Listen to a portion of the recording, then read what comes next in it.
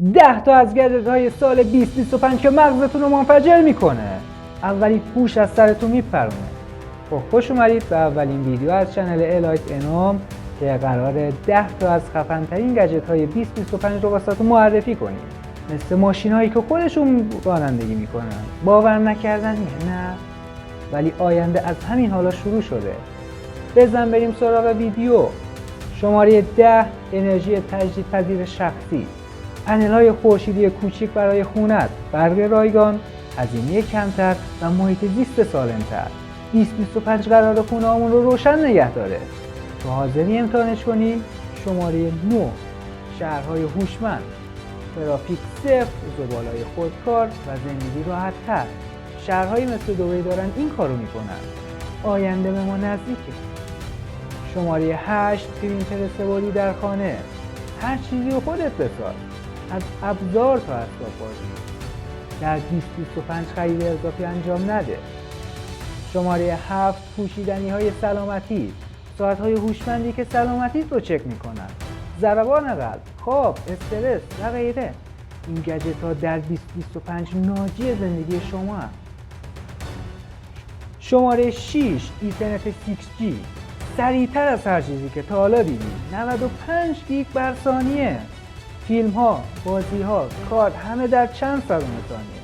این دیگه خود آینده است. شماره 5 شارژرهای بیسیم پیشرفته. شارژر بیسیم برای همه چیز. ماشین، گوشی، حتی لپتاپ. دیگه هیچ سیمی، فقط راحتی. شماره 4 ربات خدمتکار. ربات هایی که برای تو کار میکنن. مثل تمیزکاری، خرید، حتی حرف زدن. 20-25 سال ربات ها. شماره 3 عینک های واقعیت افزوده یا همون AR. با عینک های AR بازی کن، کار کن، خرید کن.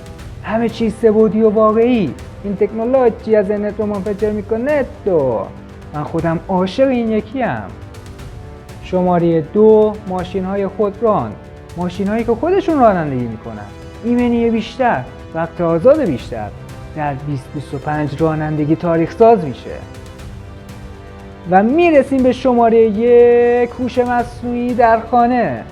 دستیار بسیار هوشمند با امنیت بالا که زندگی رو واسهتون راحت میکنه. بدون 2025 AI غیر ممکنه.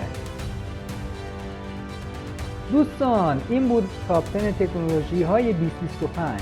کدوم یکی رو بیشتر دوست داشتید؟ حتما نظرت رو توی کامنت ها بنویس و بگو چطور فکر میکنی که اینا قراره زندگیمون رو عوض کنن. اگه این ویدیو واسات مفید بود لایک کن تا به صورت یادت نره و چند روز دیگه برای لیست تاپ 10 دیگه برگرد. See you later.